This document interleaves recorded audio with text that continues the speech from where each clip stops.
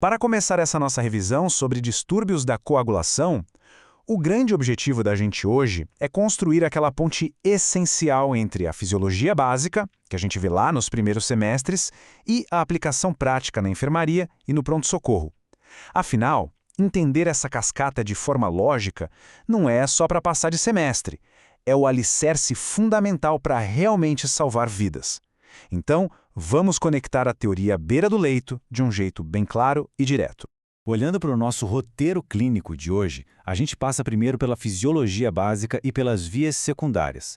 Depois, vamos direto para as coagulopatias hereditárias e adquiridas, o grande desafio da CIVD, os exames laboratoriais e, para fechar com tudo, as estratégias clínicas de tratamento. Certo. Tópico 1. A fisiologia básica da coagulação. Vamos ver como o corpo reage no minuto zero de uma lesão.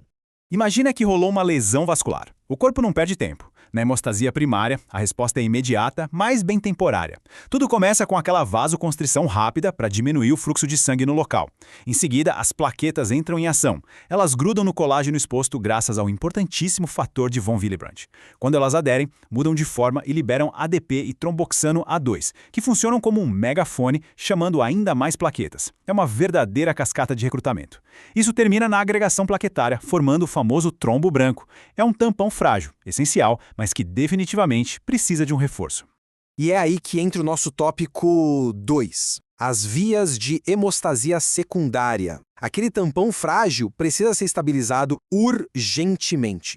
A via extrínseca é a nossa via de resposta super rápida. A lesão celular libera o fator tecidual, o famoso fator 3, que junto com o cálcio ativa o fator 7. E aqui vai uma armadilha clássica de prova. O fator 7 tem a meia-vida mais curta de todos os fatores de coagulação. Guarda bem essa informação porque ela vai ser absolutamente fundamental quando a gente for falar de doença hepática daqui a pouquinho. Do outro lado, a gente tem a via intrínseca, que é um pouquinho mais lenta. Ela é ativada quando o sangue entra em contato com uma superfície estranha. A cascata desce do fator 12 para o 11, depois para o 9, e com a ajuda do fator 8, a mágica acontece. O grande lance clínico aqui é lembrar que a gente monitora a função dessa via inteira através do exame laboratorial KTTP, o tempo de tromboplastina parcial ativada.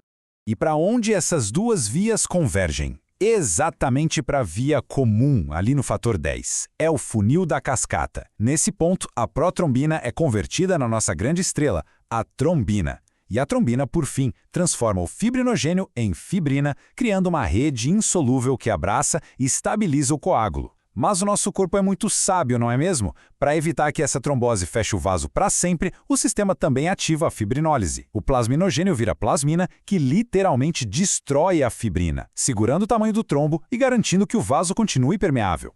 Maravilha! Agora, tópico 3. Coagulopatias hereditárias e adquiridas. O que acontece quando os verdadeiros vilões dessa história resolvem aparecer na prática clínica? Quando olhamos para as falhas hereditárias na via intrínseca, a gente logo esbarra nas famosas hemofilias. A hemofilia A é a deficiência do fator 8, sendo o tipo mais comum e mais grave. Já a hemofilia B é a falta do fator 9. E olha o detalhe genético crucial. As duas têm herança ligada ao cromossomo X, então na nossa enfermaria vamos ver quase que exclusivamente pacientes homens. Tem também a hemofilia C, que é a falta do fator 11, ligado ao cromossomo 4. Ela é bem mais branda e acomete tanto homens quanto mulheres. E o tratamento? É bem lógico. Baseia-se na reposição do fator que está faltando. Agora, atenção total neste slide porque esse é o pão de cada dia do médico. O fígado e a vitamina K. O nosso fígado é uma máquina. Ele produz os fatores 2, 7, 9 e 10. Mas, preste atenção, a vitamina K é absolutamente necessária para ativar esses fatores por carboxilação. Sem ela, os fatores circulam mortos, inativos, e o risco de sangrar vai lá para o teto. E aqui está a grande pegadinha das provas de residência. Num paciente cirrótico grave, todos os fatores de coagulação caem, exceto o fator 8. Sabe por quê? Porque ele é produzido lá no endotélio, não no hepatócito. E lembra que o fator 7 tem a menor meia-vida? Pois é, por isso a via extrínseca é a primeiríssima a mostrar que o fígado está falhando. Ter isso muito claro na cabeça é o que dá confiança para usar os nossos anticoagulantes. A heparina não fracionada, por exemplo, inibe super rápido os fatores da via intrínseca. Por isso, a gente ajusta a dose dela olhando o KTTP do paciente. Do outro lado da moeda, a gente tem a famosa varfarina, um antagonista de vitamina K. Ela derruba os fatores 2, 7, 9 e 10. E como o fator 7 some primeiro, a via extrínseca abre o bico mais rápido. Daí a gente monitora a varfarina pelo TAP e pelo RNI. Duas armas farmacológicas fantásticas, que agem em frentes opostas, mas seguindo a mesmíssima lógica fisiológica.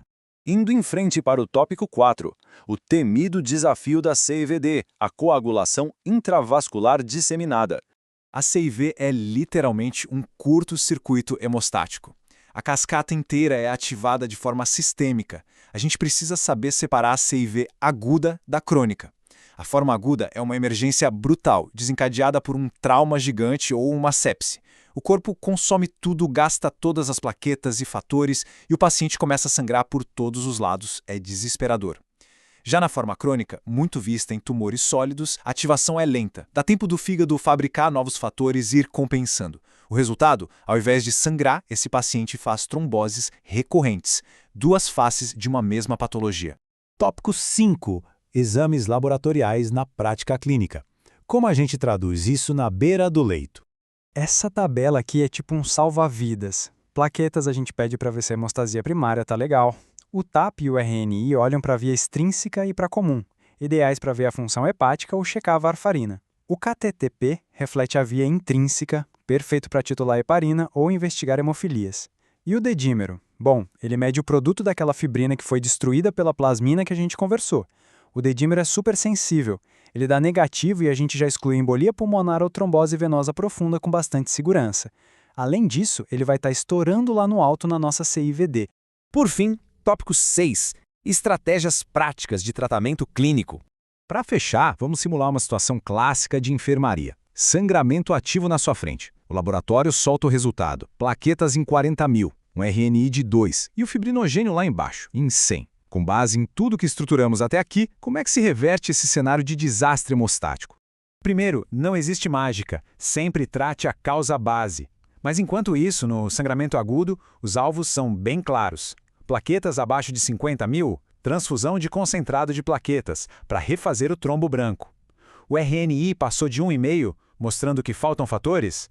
Corre o plasma fresco congelado, que é basicamente uma sopa nutritiva de fatores de coagulação. E se depois de tudo isso, o fibrinogênio não subir e teimar em ficar abaixo de 150, aí a cartada final é mandar o crioprecipitado, que é riquíssimo em fibrinogênio. Ou seja, repomos exatamente aquilo que a cascata fisiológica está pedindo. Estudar a hemostasia é como entender as engrenagens de um relógio muito preciso. Saber o papel de cada fator permite transformar aquele frio na barriga diante de uma hemorragia severa na pura tranquilidade de quem sabe exatamente como e onde agir. Fica então a grande reflexão. Quando a próxima emergência de coagulação cruzar a porta do hospital, qual via vai estar falhando? E com que precisão a gente vai conseguir restaurar esse equilíbrio? Essa é a ponte definitiva entre os livros de fisiologia e a nossa rotina como médicos. Um grande abraço a todos e até a próxima revisão.